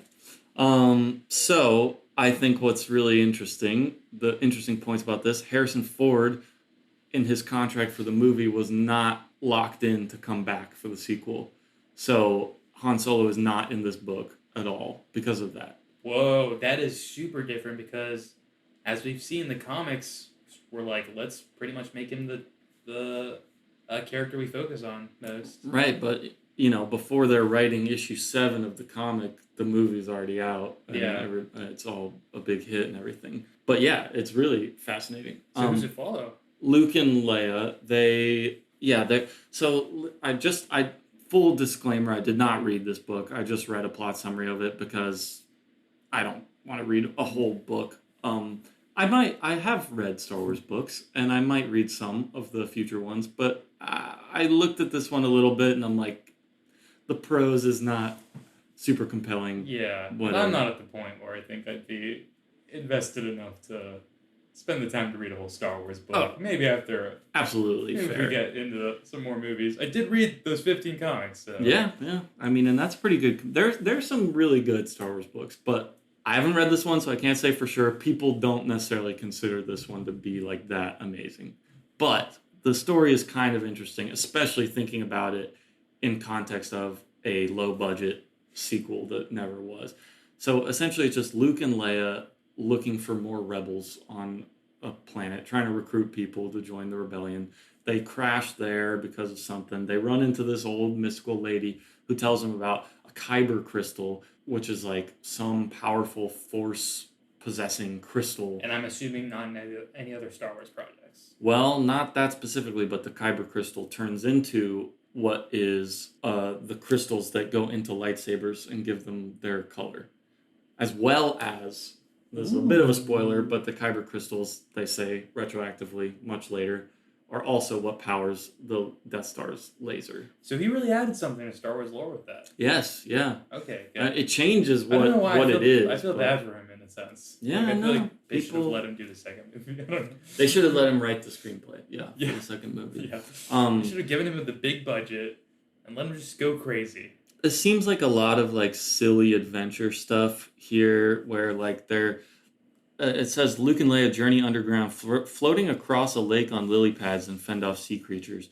They meet these guys, Hin and Ki, that are Chewbacca adjacent guys. Eventually, like, What does that mean? They're the same race? no, They just know of him? they're a race called Yuzum. They're hairy guys. Oh, okay. Some historians have hypothesized that they are relatives of the Wookiees. Oh, okay. So, in universe historians. Yeah, I'm aware. I was about to ask though, because I know I've talked about this with you, but Fire and Blood is written like a history book for Westeros, Game of Thrones stuff. Is there something like that for Star Wars? I feel like that would be a fascinating read. There probably is. I can't think of one. I know there's stuff like the Book of the Sith that goes into the lore of the Sith, like it's a real textbook from the universe or whatever. So there is stuff like that. Okay. Yeah. Okay.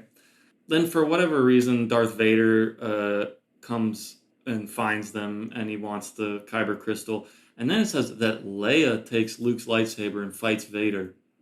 So that's kind of cool. Yeah, that is. And then Leia versus Vader. Mm-hmm.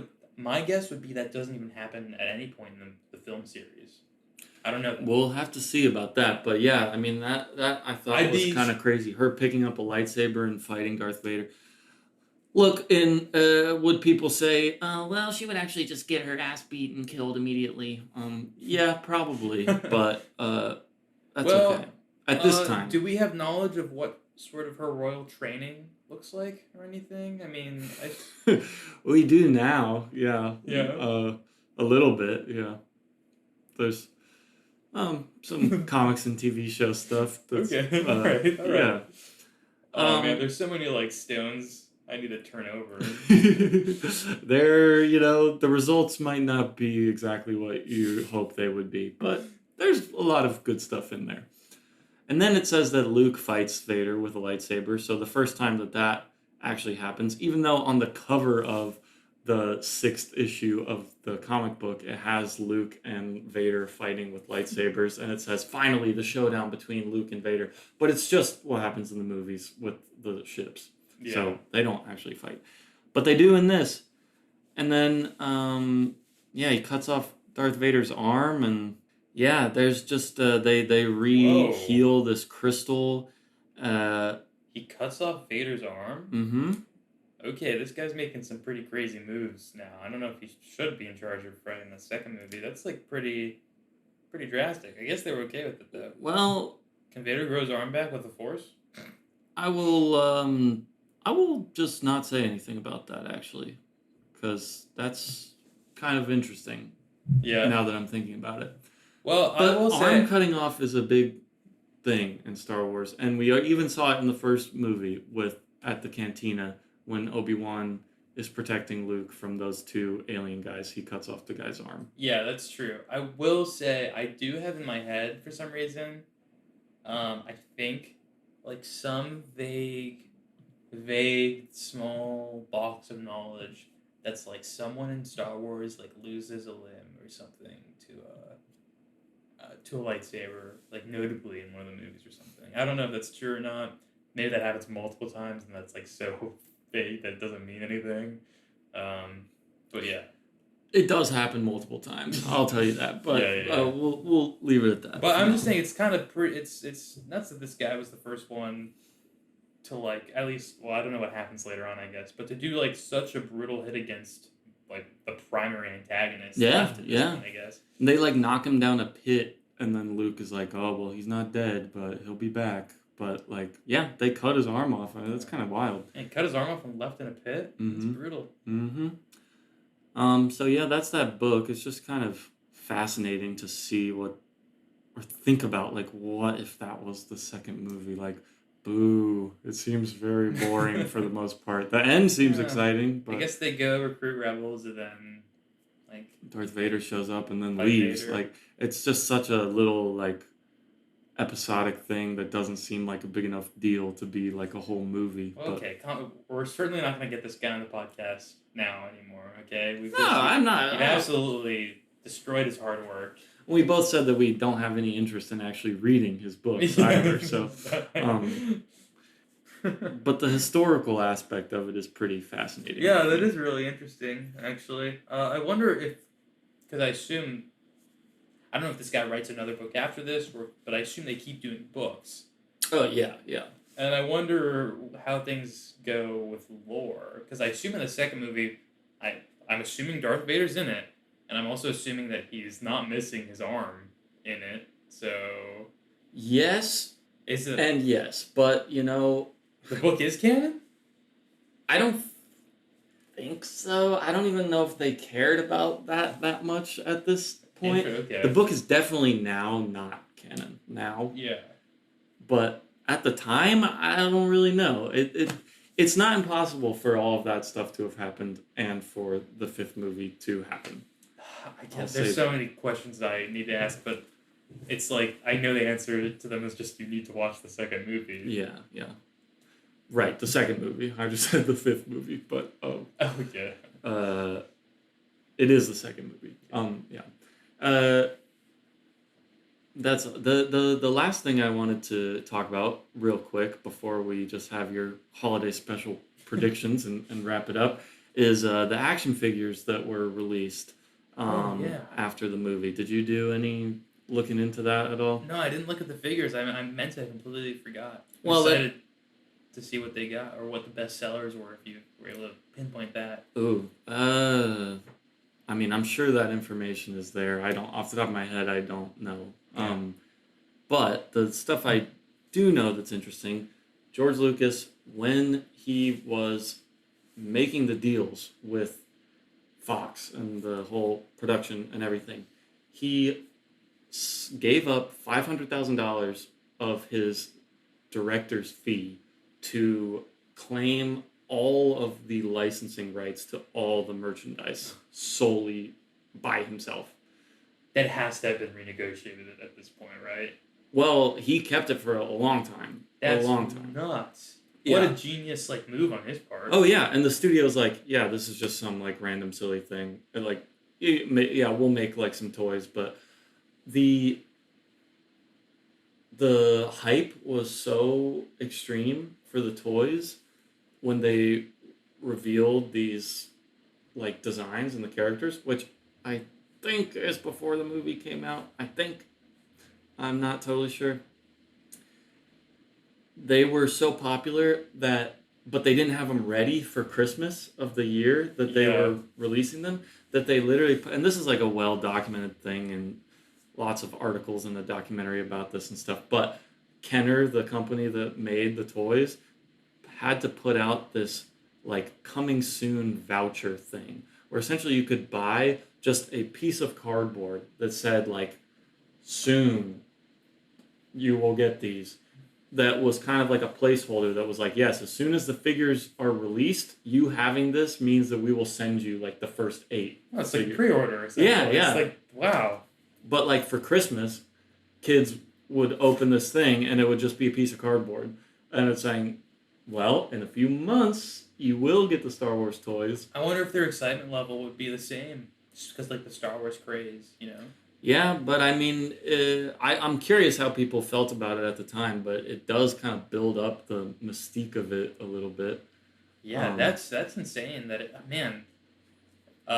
unexpected popularity of it is a really interesting aspect of Star Wars and how they were just like themselves pretty unprepared for the insane reception to it. And George Lucas became so wealthy so quickly. I mean, he wasn't like poor before Star Wars, but with that merchandising deal and, you know, none of the toy money going to the studio at all, it's all going to him.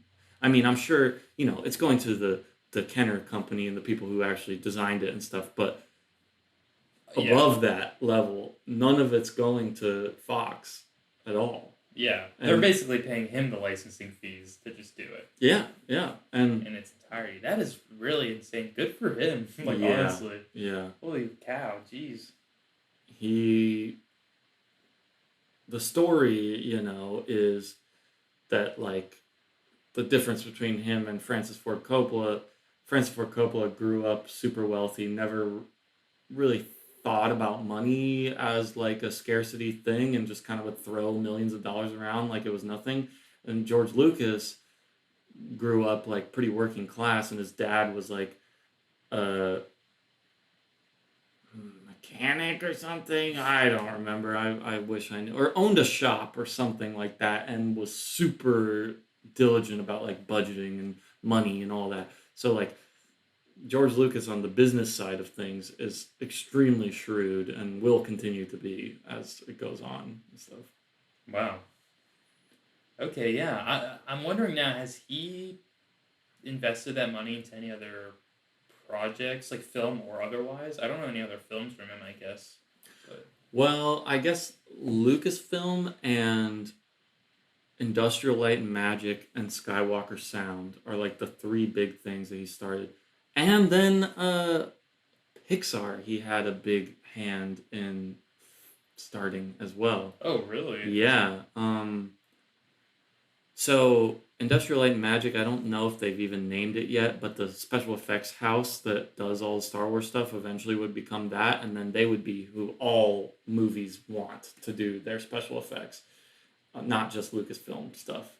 Oh. And then Skywalker Sound, the same thing for sound mixing and stuff. So he just kind of like not monopolized, but took the lead in having these individual like pinnacle companies for these things that were the most sought after by all, you know, other filmmakers to make genre things, especially, you know, monster or spaceship designs and things like that, and sound mixing.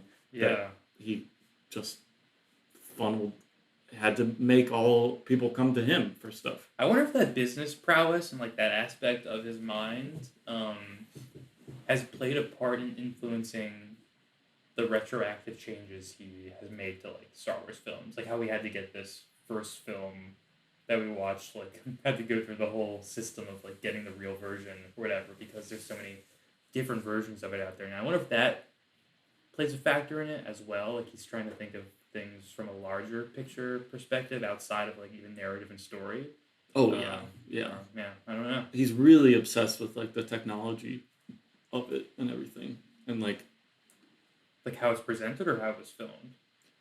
Both, and I think this is more of a prequels conversation, but the advancement of computer graphics and things, he became so obsessed with that, and how hard it was to make the original movies without like CGI and stuff, and how much effort that took, and how tedious and how many problems they ran into and all this.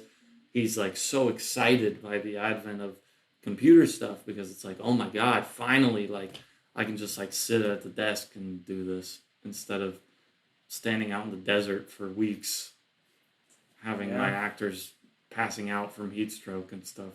which like I can understand, but at the end of the day, the environments like that are what make it so special and stuff. Yeah, it is pretty cool though that it like sparked innovation. Yeah. I mean, that in and of itself is cool. But yeah, I guess it's funny because I can see the beginning of it. I've seen the first one, obviously, and also I know like what they're doing today, which is using those huge like digital screens or whatever to film in front of everything. The virtual sets. Yeah, I forget what like the new fancy one, like the one they filmed Quantum Mania on as well, which also looked awful anyway. But yeah, there's some term for it. Yeah. But I think Mandalorian was filmed on it too. I think The Mandalorian is what started it. I don't know if it was the first thing, but it was kind of what like refined it and popularized that, I think. Yeah, so it's crazy seeing how far things have come, I guess. I know. And they just look shittier and shittier. The original... Whatever. You look so sad there. I am sad. All the time, but about this too. So, that's pretty much everything we wanted to talk about today. Any closing thoughts before we just do quick holiday special predictions? No, not really. I'm looking forward to watching the holiday special. Looking forward to watching the second film. I'm really looking forward to the second film. Yeah. I know my man Yoda is coming in likely. If Yoda's not in the second film, I'm gonna lose my mind. Because if he's so synonymous with Star Wars and only popularized because he's in the third film, that's just utterly insane. I already think it's crazy that he's not in the first one and he's that synonymous with Star Wars. But yeah. I just feel like these sequels are kind of treated differently than other sequels for movies, where it's like kind of viewed as like one package of 3 movies, you know? So, yeah. But but that's after the fact too. Yeah, so, I'm not experiencing it. Never mind, forget that thought.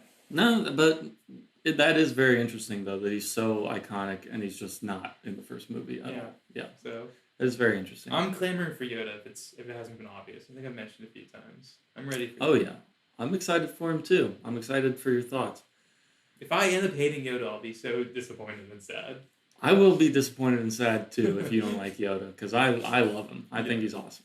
Okay, so the holiday special, we'll go into like why this happened on that episode. So we won't really talk about any of the lead into it right now, but just if you had to guess off the top of your head, this is the first filmed thing other than books and comics. This is the first thing after the movie that is a Star Wars thing being released on a screen. Yeah. It was it was like a TV special, so it's not in the theater. So obviously people's expectations are probably already tempered from that. But still, the excitement for it is really high because people are super pumped about Star Wars and they want any new Star Wars thing. Yeah. The Star Wars Holiday Special comes out. I'm sure it got so many views at the time, too. Mm-hmm. It comes out November 17th, 78. So like a year and a half after the movie. Okay. What do you think this could even be? Okay. Can I ask, like, how long it is, what the duration of it is? Like 30 minutes, an hour? From my memory, it's like an hour. My guess would be it's going to be pretty self-contained, so it's probably maybe somewhere, maybe it takes place on, is it Tatooine? Is that where Luke's from? Yeah. Maybe, like, Luke has to go back there for some reason. Maybe, like, to Obi-Wan's place to, like, get stuff or something. Or, like, I don't know. Just for some justification, put him back there with the droits, and maybe just thinking about what it is so fun. Okay, maybe, I'm sorry. Maybe there's like the little what are the little things that attack them that were kind of funny looking? The Tusken Raiders or the Jawas? The Jawas. The little guys. The little guys. Yeah. Yeah, I almost called them Ewoks, but that's something else, isn't it? Yeah, that's later. Okay, yeah, that's what I thought. Yeah, I wasn't sure if I was like mixing stuff up that I don't know with stuff that I do know. They're Jabas, you said? Or Jawas? Jawas. There is Jabba. I would imagine they can sort of fill like a little like elf role, holiday elf role, sort of like Santa's little helpers. And basically it's like the gang there, C-3PO, R2-D2, and man, I guess they're celebrating Christmas, which is pretty weird. yeah. But Yeah, I guess like Luke's feeling sad because his family is like all dead. Obi-Wan's dead, and then Leia and the robots, the droids, throw a little holiday get together for him. That would be really nice Yeah. if that's what it was. I mean, it sounds stupid, but it sounds like that could be some cheesy fun. I have no idea what it could possibly. Yeah. I mean, is it? I Is it want to say so badly because it's just so. But I just want to say insane, this: but- is it sort of like the making of, where it's like we're actors, or is it like just shot like this is a thing that's happening to them right now in this live moment? It is, from my memory, it is supposed to be all like in universe. Okay, yeah, that's my guess then. I could also see it maybe taking place on just like Solo's ship, and they all gang together again for some reason, or just like to do. There has to be some good show of like faith among everyone, where it's like we're all friends, like let's share something, or like we all made something for each other, something like that. That's what I imagine. Yeah. Well, I mean, that's a very reasonable guess. Is it insane? Am I gonna be like surprised at how nuts they went with this? It's really crazy. It's really crazy. Like a dumb decision. Yes, it's terrible. I'll spoil that it's awful. Oh, for man. you. All right, I had to imagine because of the way you seem excited about it. Yeah, it's really, really funny though, and so bizarre. So I'm excited to watch it. But Yeah, let's watch it sometime, dude. yeah, but good stuff. Anything else, or are you good? No closing thoughts. Don't forget to hit that like button. Please comment, like, subscribe. That really helps out with the algorithm. I don't know where this is going to be. Rate and review. Yeah. Share with friends. Go ahead and just click the share button. Like the TikTok trick when they're like, hey, if you tap the screen 50 times, it'll change like the little emote. If you share this with like 50 friends, you'll get the last tier of our Patreon, which is that you get to build the Death Star with us. So if you want to build a Lego Death Star with us, hit that share button. Yeah, but the 2008 Lego Death Star set has spoilers for Return of the Jedi in it, so we can't build it until you've seen that. Oh, no. Okay. All right. Well, yeah. Once we get there. All right. Well, thanks for tuning in. Adios.